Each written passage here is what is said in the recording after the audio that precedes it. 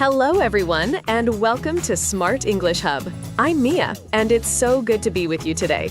And I'm Alex. It's always a pleasure to connect with our amazing listeners. How are you feeling today, Mia? I'm feeling really great, Alex. Thank you for asking.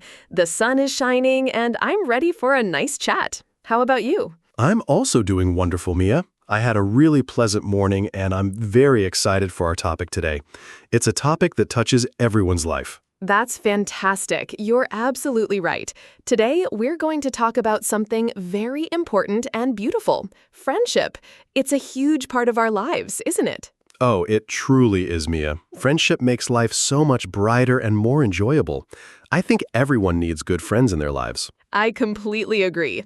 So, Alex, let's start with a very basic question. What does friend mean to you? How would you describe a friend to our listeners? That's a great starting point, Mia. For me, a friend is someone you really like. You enjoy spending your time with them. They are people you trust a lot. You feel comfortable sharing your thoughts and feelings with them, knowing they will listen without judging. I see. So trust and feeling comfortable are very, very important parts of that definition.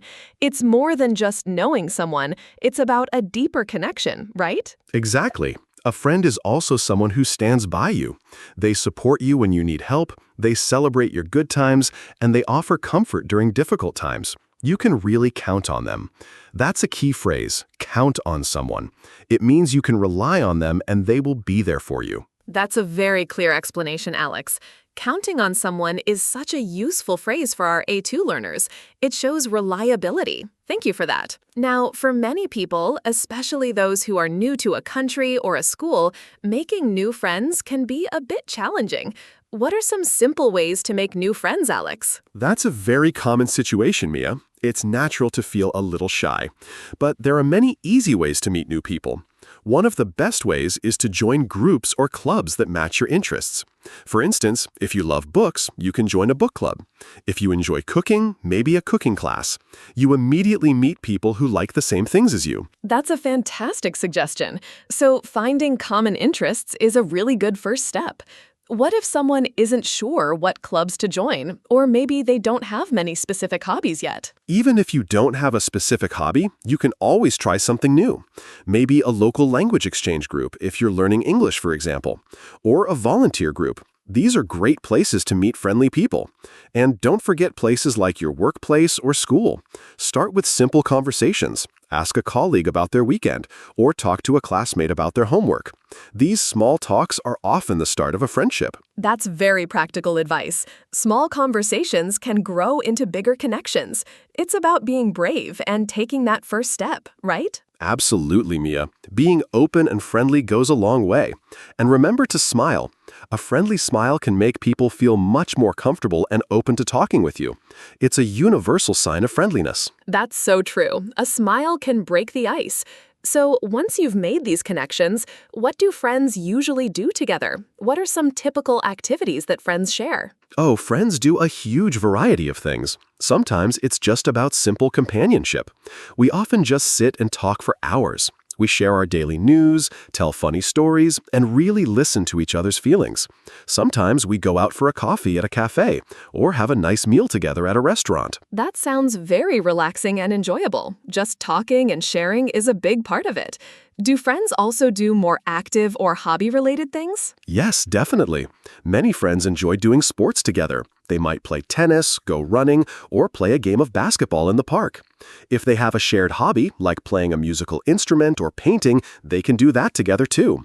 Sharing these experiences builds stronger bonds and creates lasting memories. We often say friends create memories together. I love that phrase, create memories together. It really highlights the special nature of shared experiences. It's not just the activity, it's the shared joy and the time spent. Exactly. It's about enjoying each other's company, supporting each other, and simply making life more fun when you're together. Friendship adds so much richness to daily life. It certainly does. Now, Alex, thinking about the qualities that make a friendship strong, what would you say are the most important qualities of a good friend? Well, for me, Mia, honesty is at the top of the list. A good friend is always honest with you. They tell you the truth, even if it's not what you want to hear, but they do it in a kind and respectful way. This helps you to grow and improve. Yes, honest feedback given with kindness is truly valuable. It helps you trust them even more. That's right. Another very important quality is being a good listener. Sometimes you just need someone to hear you without giving advice. A good friend listens carefully and tries to understand your feelings. They make you feel heard and understood. Listening is so crucial. It shows respect and care. It's not always about finding solutions. Sometimes it's just about being present. Precisely. And a good friend is also very supportive. They encourage you to follow your dreams, they are happy for your successes, and they offer a helping hand when you are struggling. As we said before, you can truly count on them. Yes, counting on someone is a wonderful way to describe that reliability and support. So, honesty, good listening, and support. Are there any other key qualities, Alex? Yes, I would add kindness and loyalty. Good friends are kind and thoughtful in their words and actions. And they are loyal. They stand up for you and keep your secrets safe. These qualities build a strong, lasting foundation for any friendship. Kindness and loyalty. Those truly are pillars of a strong connection. It's about building something that lasts. It really is. Now, once you have these wonderful friends, how do you maintain those friendships over time? How do you keep in touch and make sure the friendship stays strong? That's a very important question, Mia, because friendships need care and effort, just like a garden needs water and sunshine.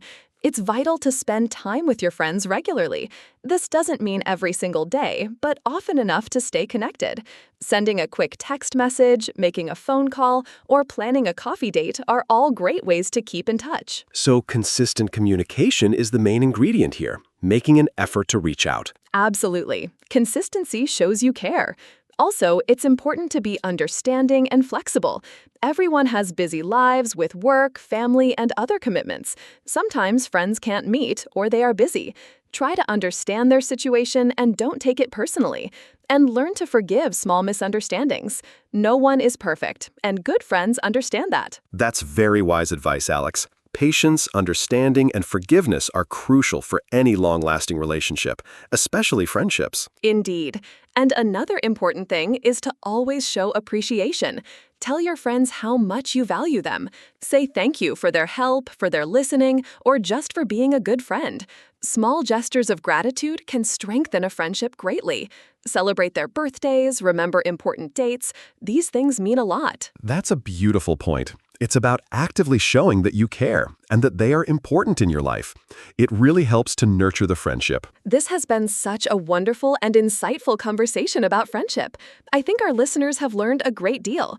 To recap some of the key points, we talked about how a friend is someone you trust, enjoy spending time with, and can count on for support. Yes, and we discussed simple ways to make new friends, like joining groups or clubs based on shared interests, and starting small conversations at work or school. Remember to smile. Absolutely. And we also explored the many things friends do together, from simply talking and sharing stories to doing sports or hobbies, creating those precious memories together. And we highlighted the important qualities of a good friend: honesty, being a good listener, being supportive, kind, and loyal. These qualities build strong, reliable friendships. That's right. And finally, we covered how to maintain friendships by keeping in touch regularly, being understanding, and always showing appreciation for our friends. These are all practical tips for our English learners. Indeed. Friendship truly makes life richer, happier, and full of wonderful shared moments. It's a gift we should cherish and nurture. It certainly does. Thank you so much for sharing your wonderful insights and advice on this lovely topic today. It was my absolute pleasure. Thank you for leading such a thoughtful conversation. And thank you, dear listeners, for joining us on Smart English Hub today. We hope you feel more confident about talking about friendship in English and that you'll try to use some of the phrases we discussed. Yes. Keep practicing your English every day. You're doing great. We look forward to talking with you again very soon. Goodbye for now, everyone. Goodbye.